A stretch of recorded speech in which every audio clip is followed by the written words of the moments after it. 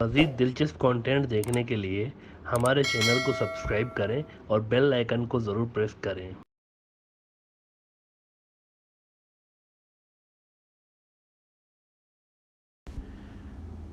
ناظرین، یہ ایپیسوڈ بہت اہم ہے افغانستان کے حوالے سے۔ آپ نے ویسے تو بہت ساری ویڈیوز دیکھی ہوں گی ٹی وی پر بھی اور یوٹیوب پر بھی، لیکن اتنا ڈیٹیل میں آپ کو افغانستان کے ایشو پر ہسٹوریکل کانٹیکسٹ سے لے کر آج تک کی سچویشن تک کی انفارمیشن کہیں بھی سننے کو نہیں ملی ہوگی، یہ ہم دعوے سے کہتے ہیں۔ بس صرف شروع میں اتنی ریکویسٹ کریں گے کہ یہ ایک ہارڈ ٹاپک ہے۔ Afghanistan is like a puzzle, اس کی تاریخ رولر کوسٹر کی جیسی ہے، یہ ایک بھول بھلیا کی طرح ہے۔ اسی لیے آپ دھیان سے ویڈیو دیکھیے گا، کیونکہ جو ایونٹس ہم آپ کو بتانے جا رہے ہیں نا افغانستان کی ہسٹری کے، یہ چین کی طرح، زنجیر کی طرح آپس میں جڑے ہوئے ہیں۔ اگر بیچ میں کوئی کڑی مس ہو گئی تو آپ کو آگے کی کہانی شاید سمجھ میں نہیں آئے گی، اس لیے یہ ویڈیو دھیان سے سنیے گا in order to understand the micro level details that we are going to share with you now. اور اگر ویڈیو آپ کو اچھی لگے تو دا بلینک پیج آفیشیل کو سبسکرائب ضرور کریے گا مزید اس طرح کی ویڈیوز دیکھنے کے لیے۔ اچھا جی، افغانستان کے اندر اب افغان طالبان کی حکومت آنے والی ہے۔ 20 سال امریکہ سے لڑ کے اور اس سپر پاور کو ہرا کے یہ گروپ حکومت بنا رہا ہے، اور وہیں دنیا بھر میں یہ لوگ زیر بحث بھی ہیں۔ ان کا اگلا پچھلا ریکارڈ ڈسکس ہو رہا ہے کہ یہ کون ہیں، کہاں سے آئے ہیں۔ اب ان کو بدلے ہوئے طالبان یا طالبان 2.0 بھی کہا جا رہا ہے، لیکن یہ تنظیم کیا ہے، کیسے شروع ہوئی، کس نے شروع کی، کیوں شروع کی، اس کے بارے میں ہم بات کر تو چکے ہیں، لیکن it's time to tell you about them in detail now, کیونکہ سوشل میڈیا پہ بہت سارا جھوٹ ہمیں نظر آ رہا ہے اور انڈین میڈیا پہ بھی بہت سارا جھوٹ نظر آ رہا ہے۔ اس لیے ضروری ہے کہ اصل فیکٹس پر بات کر لیں تاکہ آپ کے ذہن میں رہے کہ اصل ہسٹوری کیا ہے اور پیچھے کیا ہوا ہے اس سارے سالوں کے اندر، جس وجہ سے اس طرح کی تنظیمیں بنی ہیں۔ اس ایپیسوڈ میں ہم جو آپ کو چیزیں بتانے والے ہیں نا، وہ آپ کے لیے حیران کن ہوں گی اور شاید آپ نے اس سے پہلے کبھی نہیں سنی ہوں گی۔ یہ تو آپ جانتے ہوں گے کہ افغان طالبان کے فاؤنڈر کا نام ملا عمر تھا، اور آپ نے اس حوالے سے ان کی یہ تصویر بھی کئی جگہ پر دیکھی ہوگی۔ جب بھی کہیں ملا عمر کا ذکر آتا ہے تو یہ تصویر دکھائی جاتی ہے، لیکن ہی از ناٹ ملا عمر۔ یہ جو تصویر آپ دیکھ رہے ہیں جو ہر جگہ میڈیا پہ سرکولیٹ کرتی رہتی ہے، دس از ناٹ ملا عمر۔ آپ نے آج تک غلط تصویر دیکھی ہے میڈیا کے اندر۔ بڑے بڑے افغان امور کے ماہر آپ کو غلط تصویر دکھاتے رہتے ہیں ملا عمر کی۔ ملا عمر کی اصل میں کوئی تصویر ہے ہی نہیں، کوئی تصویر نہیں ہے۔ یہ جو تصویر ہے یہ جھوٹی تصویر ہے، کسی اور کی ہے۔ ملا عمر کے قریب جو لوگ رہے ہیں وہ اس تصویر کو ڈینائی کرتے رہتے ہیں، ریجیکٹ کرتے رہتے ہیں کہ ملا عمر یہ نہیں ہے، اور وہ تصویر ویسے کھنچاتے بھی نہیں تھے، انہوں نے زندگی میں کوئی تصویر ہی نہیں کھنچائی۔ لہٰذا اگر کوئی آپ کو یہ تصویر دکھا کر کہے کہ یہ دیکھیں یہ ملا عمر تھا، یہ وہ تھا، تو change the channel, because that guy knows nothing about Taliban. Mullah Omar Afghanistan کے شہر قندھار کے پاس پیدا ہوئے۔ نا ہم ورڈ یوز کر رہے ہیں قندھار کے پاس، قندھار کے اندر نہیں۔ کیوں؟ کیونکہ وہ قندھار کے پاس سڑک کے کنارے پر پیدا ہوئے۔ یہ ایک انتہائی غریب فیملی سے بلانگ کرتے تھے۔ ان کی فیملی جو تھی وہ سفر میں تھی، وہ قندھار جا رہے تھے، تو جاتے ہوئے راستے میں ان کی پیدائش ہو گئی۔ 3 سال کی ایج جب ان کی ہوتی ہے تو ان کا والد وفات کر جاتا ہے، انتقال کر جاتا ہے۔ پھر ان کو ان کے چچا پالتے ہیں جو کہ ایک مسجد کے پیش امام ہوتے ہیں۔ پھر جب یہ ٹین ایجر ہوتے ہیں تو یہ پاکستان آتے ہیں، کچھ عرصہ کراچی میں رہتے ہیں، پھر پاکستان کے اندر دارالعلوم حقانیہ کوڑا کھٹک مدرسے میں تعلیم حاصل کرتے ہیں۔ یہ وہ دور ہے جب ابھی سوویت کی آمد نہیں ہوئی افغانستان میں، یعنی ابھی سوویت یونین افغانستان میں نہیں ہے، یہ وہ دور ہے۔ اچھا، ابھی یہ ٹین ایجر بندہ مدرسے میں پڑھ رہا ہے، یہ بات نوٹ کریں۔ اب اس اسٹوری کو ہم یہاں پر روکتے ہیں فار دا ٹائم بینگ، لیکن یہ آپ کو ذہن میں رہے کہ یہ بندہ پڑھ رہا ہے پاکستان میں، اور اس بیچ افغانستان سے 2-3 اور اسٹوڈنٹس پاکستان آتے ہیں، یہاں کی سرکار جو ہوتی ہے ان کی انویٹیشن پہ، اور یہ کابل یونیورسٹی کے اسٹوڈنٹس ہوتے ہیں، اور یہ افغانستان کی اسٹوڈنٹ پالیٹکس میں یعنی بڑے فعال ہوتے ہیں، ایکٹیو ہوتے ہیں۔ ان میں سے ایک کا نام ہوتا ہے برہان الدین ربانی، دوسرے احمد شاہ مسعود، اور چند اور نوجوان اسٹوڈنٹ لیڈر ہوتے ہیں جو کہ افغانستان کی ویسٹرنائزیشن کو پسند نہیں کرتے کہ کس طرح کابل میں عورتیں چھوٹے چھوٹے کپڑے پہن کے گھوم رہی ہیں اور سرکار وہاں کی اس کلچر کو عام کر رہی ہے۔ اس وقت افغانستان میں بادشاہت تھی جس ٹائم کا ہم ذکر کر رہے ہیں۔ تو یہ نوجوان اسٹوڈنٹس جو ہوتے ہیں نا، یہ ایک تنظیم کے ہوتے ہیں، اس تنظیم کا نام ہے جماعت اسلامی۔ یہ جو ہم کہتے رہتے ہیں نا کہ انڈیا افغانستان میں پلیئر نہیں رہا، چیئر لیڈر رہا ہے، یہ ہم ایسے ہی نہیں کہتے۔ اس دور میں بھی انڈیا کس کا سپورٹر تھا؟ بادشاہ کا، کنگ کا سپورٹر تھا، افغانستان کے کنگ کا، اور اس کنگ کا نام تھا ظاہر شاہ۔ اور ظاہر شاہ جو تھے یہ سوویت یونین کے قریب تھے، جبکہ پاکستان جو تھا افغانستان کا پڑوسی یہ سوویت یونین کے اینٹی تھا اور امریکہ کے قریب تھا، اور انڈیا جبکہ جو تھا یہ نہ 3 میں تھا نہ 13 میں، کہیں پر وہ کن معاملات میں امریکہ کے ساتھ تھا تو کچھ اور معاملات میں وہ سوویت یونین کے ساتھ تھا، اور کہتا رہتا تھا کہ میں تو نیوٹرل ہوں۔ اچھا، افغانستان کے اندر وہ سوویت یونین کے ساتھ تھا۔ اچھا جی، اب یہ جو کنگ تھے ظاہر شاہ صاحب، ان کا ایک کزن تھا، اس کزن کا نام تھا سردار داؤد خان، جو کہ کنگ کا پرائم منسٹر بھی تھا۔ یہ ایونٹس نوٹ کریں، افغانستان کا ایک لڑکا ملا عمر پاکستان کے اندر مدرسے میں پڑھ رہا ہے، کچھ اسٹوڈنٹ یونین کے لوگ پاکستان کی سرکار کی دعوت پر آ کر اور ادھر پاکستان کے اندر ان کی میٹنگز ہوتی ہیں، یہ بھی چل رہا ہے ساتھ ساتھ، اور ساتھ ساتھ یہ تیسری ڈیولپمنٹ چل رہی ہے کہ کنگ جو ہے ظاہر شاہ، ان کا ایک کزن پرائم منسٹر ہے افغانستان کا۔ اب یہ جو پرائم منسٹر تھا نا کنگ کا، یہ اپنے کزن کو کہتا رہتا ہے کہ جماعت اسلامی سمیت، یعنی وہ جماعت اسلامی جس کے اسٹوڈنٹ لیڈر وہ یعنی پاکستان کے اندر جو پھر رہے ہیں، جماعت اسلامی سمیت تمام پارٹیز کو بین کر دیں، 1 پارٹی سسٹم نافذ کر دیں، پراپر کنگڈم ہونا چاہیے۔ لیکن بادشاہ اس بات کو نہیں مانتا، اس پر بادشاہ اور ان کے کزن جو پرائم منسٹر تھا اس کے تعلقات خراب ہونا شروع کر دیتے ہیں، اور وہ پرائم منسٹر جو کہ بادشاہ کے گھر کا ہی بندہ تھا، اس کا کزن تھا، یہ کیا کرتا ہے کہ ایک روز جب بادشاہ افغانستان سے باہر دورے پہ جاتا ہے تو پیچھے سے ان کا یہ کزن داؤد خان حکومت کا تختہ الٹ دیتا ہے اور خود جو ہے وہ والی بن کر بیٹھ گیا اور 1 پارٹی سسٹم نافذ کر دیا ملک کے اندر۔ اچھا، داؤد جو تھا یہ کزن ہونے کے ساتھ ساتھ بادشاہ کی بہن کا ہسبینڈ بھی تھا۔ یہ وہ ٹائم ہے جب پاکستان کے 2 حصے کروا دیے گئے ہیں اور بنگلہ دیش الگ ملک بن چکا ہے، اور سوویت یونین نے اس کام میں انڈیا کی ہیلپ کی ہوئی ہے، تو پاکستان کا وہ غصہ الگ سے ہے سوویت یونین پہ کہ انہوں نے ہمارا ملک توڑا ہے۔ اور یہ بھی ڈر تھا کہ افغانستان کے اوپر سوویت یونین ہے، یعنی میپ اگر دیکھیں تو اس وقت افغانستان کے اوپر سوویت یونین تھا جس کا افغانستان کے اوپر مکمل کنٹرول بھی ہے، اثر بھی ہے۔ تو ڈر یہ بھی تھا پاکستان کو کہ یہ افغانستان میں اور پھر وہاں سے پاکستان کے اندر نہ گھس کے آ جائے۔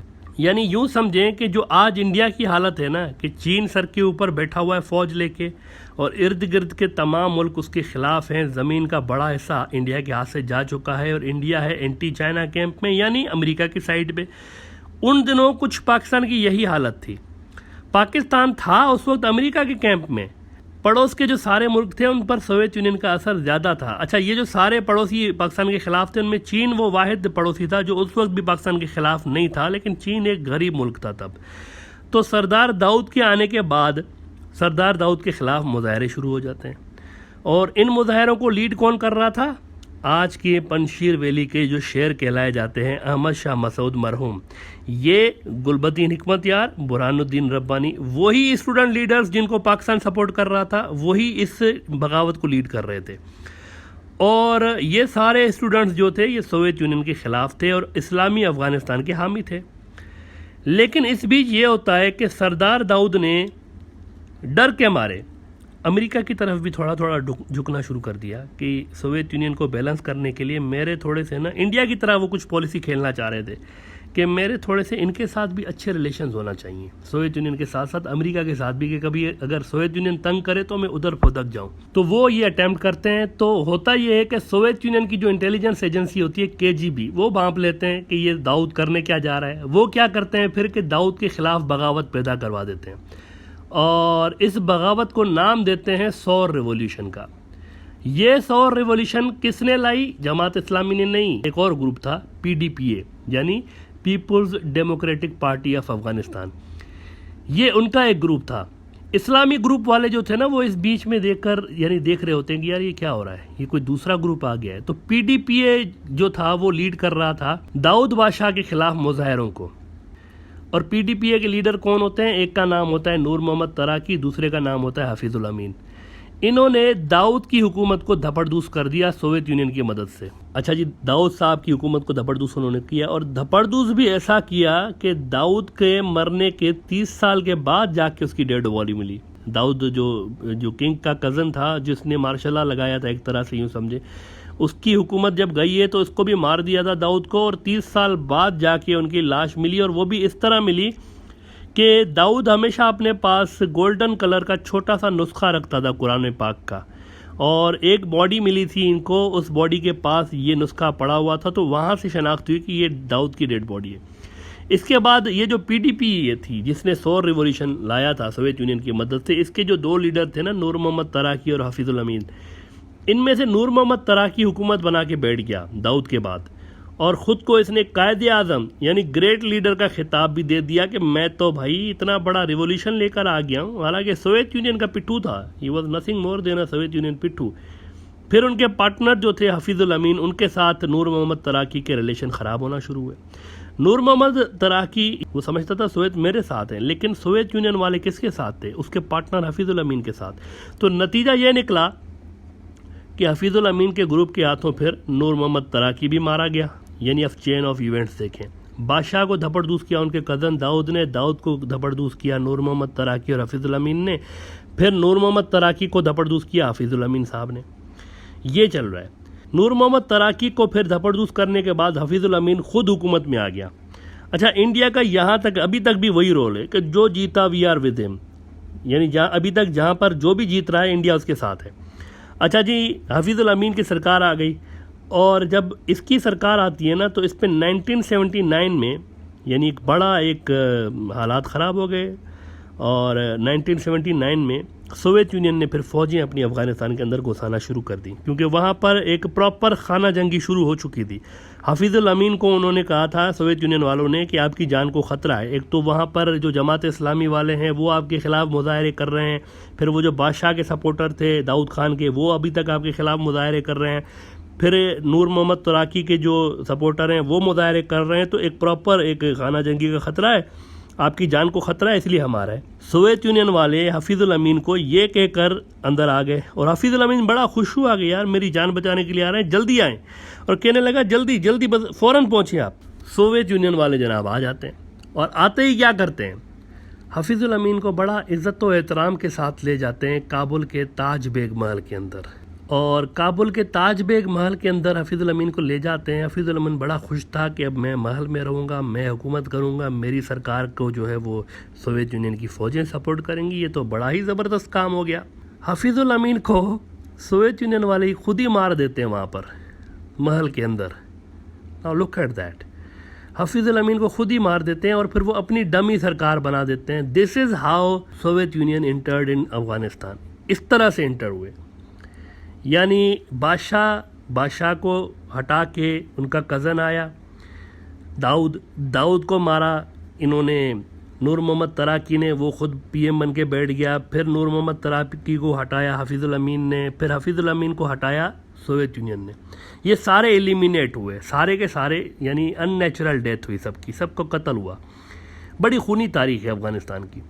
تو جب سوویت یونین آ گیا نا تو یہاں سے پھر پاکستان کا ایک پراپرلی ایک رول شروع ہوتا ہے افغانستان کے اندر، کیونکہ پاکستان نیو کہ اب اگلا نمبر اس کا ہے، کیونکہ سینکڑوں سال سے جب روس میں سوویت یونین بننے سے پہلے بھی بادشاہتیں تھیں، اور روس کے بادشاہ کو زار کہا جاتا تھا، زار روس، تب سے لے کر یہ جو زار تھے نا ان کی نظریں بھی پاکستانی پورٹس پر تھیں، کہ ان کے جو اپنے پورٹس تھے روس کے وہ تو سردیوں میں جم جاتے تھے ٹریڈنگ کے لیے، اور ان کے لیے قابل استعمال نہیں رہتے تھے، تو ان کی نظریں یہاں پر پڑی رہتی تھیں کہ یہ تو 12 مہینے آپریشنل ہوتے ہیں، یہ تو جمتے نہیں ہیں پاکستانی پورٹس، اور ہیں بھی قریب ان کے، صرف افغانستان کی چھوٹی سی وہ جو وخان کوریڈور کی پٹی ہے اس کو اگر آپ کراس کریں تو سیدھا پاکستان آ جاتے ہیں آپ، تو ان کی یہاں پر نظر تھی، تو پاکستان کو یعنی ایک ڈر بھی تھا کہ کہیں اب ہمارا اگلا نمبر لگ رہا ہے۔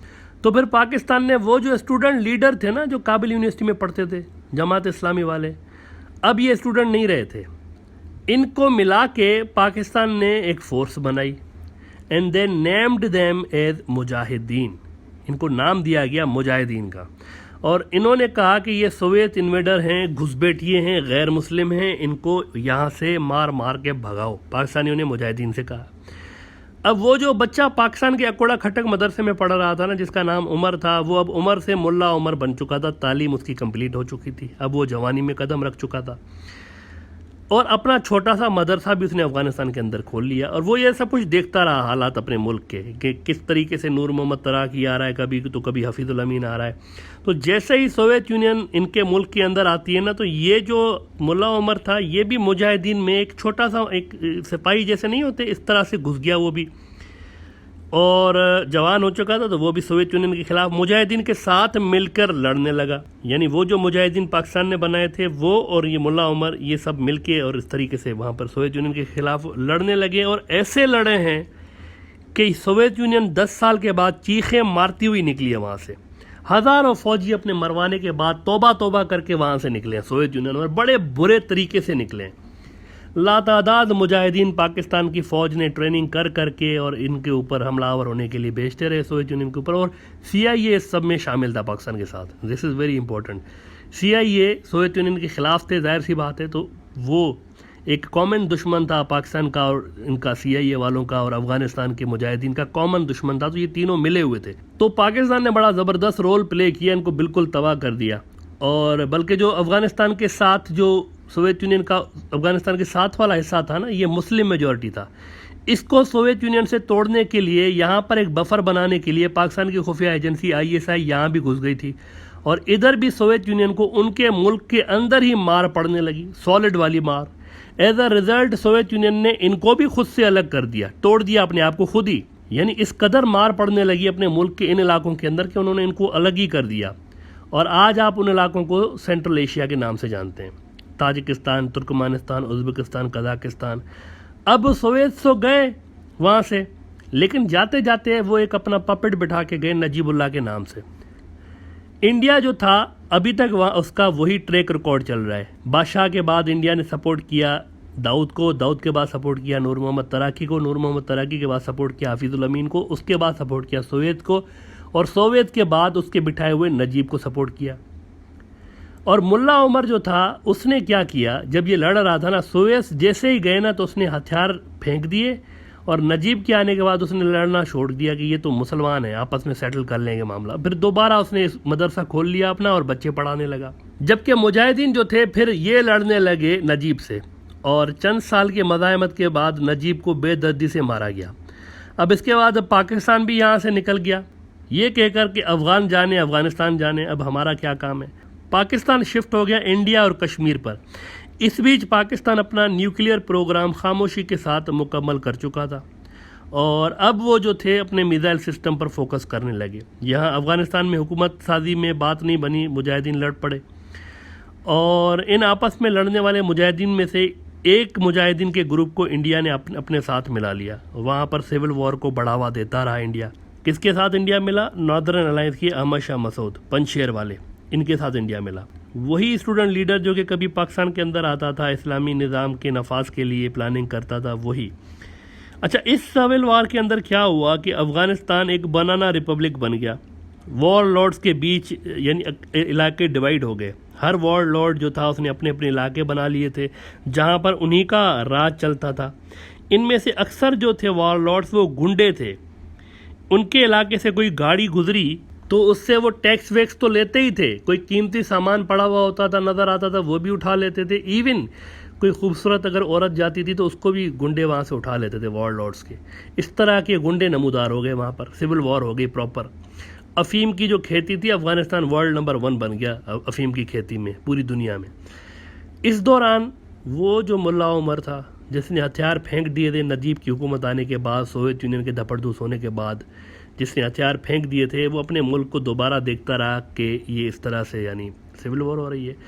اس سارے عرصے کے دوران جب سول وار عروج پر پہنچی نا, یہ اپنے مدرسے پہ ہی فوکس رہا. لیکن ایک روز پھر یہ واقعہ ہوتا ہے وہاں پر کہ جہاں پر اس کا مدرسہ تھا اس ایریا کا ایک وار لارڈ تھا, وہ ایک عورت کو اٹھا کے لے جاتا ہے, اغوا کر کے لے جاتا ہے اور اس کے ساتھ زیادتی کرتا ہے. اس پہ ملا عمر کے مدرسے کے جو طالب تھے وہ اس کے حکم پر اٹھتے ہیں اور اس وار لارڈ کو یعنی اس کے ٹھکانے پہ جاتے ہیں جہاں پر وہ رہتا تھا, ادھر جاتے ہیں, دھاوا بول دیتے ہیں. پھر اس کو پکڑ کے وہاں ایک توپ کھڑی تھی, پراپر ان کے پاس ہتھیاریں ہوتی تھیں, سارے وار لارڈز کے پاس توپیں بھی ہوتی تھیں. تو یہ طالب کیا کرتے ہیں مدرسے کے کہ اس کو توپ کے ساتھ باندھ کے دھپڑدوس کر دیتے ہیں. اور پھر یہ سلسلہ شروع ہو جاتا ہے وہاں پورے ایریا میں. مدرسے کے اسٹوڈنٹس جو تھے یہ وار لارڈز اور غیر شرعی جو کام تھے ان کے خلاف یعنی ایک اسٹرگل کرتے ہیں, اور اس اسٹرگل میں ارد گرد کے باقی جو مدارس تھے وہ بھی ملتے گئے ان کے ساتھ, اور ان کو لیڈ کرتا تھا ملا عمر. ان طالبوں نے پھر افغانستان کا اکثر علاقہ اپنے کنٹرول میں لے لیا, اور وہاں پر شریعت تو پراپرلی لاگو نہیں کی انہوں نے, لیکن شرعی سزائیں امپلیمنٹ کر دی انہوں نے. نشہ وہاں پر انہوں نے ختم کر دیا، افیم کی کاشت زیرو کر دی انہوں نے، اور ان کے رول میں وار لارڈز کی کوئی جگہ نہیں تھی، یعنی ایک امن قائم کرنے کی انہوں نے ایک کوشش ضرور کی وہاں پر، اور کافی حد تک وہ کامیاب بھی ہوئے۔ جہاں جہاں پر ان کی حکومت تھی وہاں پر اس طرح کی کوئی چیزیں نہیں ہوتی تھیں، اور ان کی پھر سرکار کو 3 ملکوں نے ایکسیپٹ کیا، پاکستان، یو اے ای اور سعودی عرب نے۔ پھر وہاں امریکہ آ جاتا ہے 2001 والے جو بھی ڈرامہ ہوا، اور ملا عمر اس 20 سالہ لڑائی کے اندر 2013 تک کہیں وہ لیڈ کرتے ہیں اس ساری لڑائی کو، اور پھر 2013 میں ان کا انتقال ہو جاتا ہے افغانستان کے اندر ہی۔ لیکن ان کی بنائی ہوئی جو تنظیم تھی جنہیں آپ افغان طالبان کے نام سے جانتے ہیں، وہ پھر آخر کار اس سے جنگ کو لڑتی رہتی ہے، اور یہ جنگ امریکہ کے وتھڈرال پہ جا کر اب ختم ہوئی ہے۔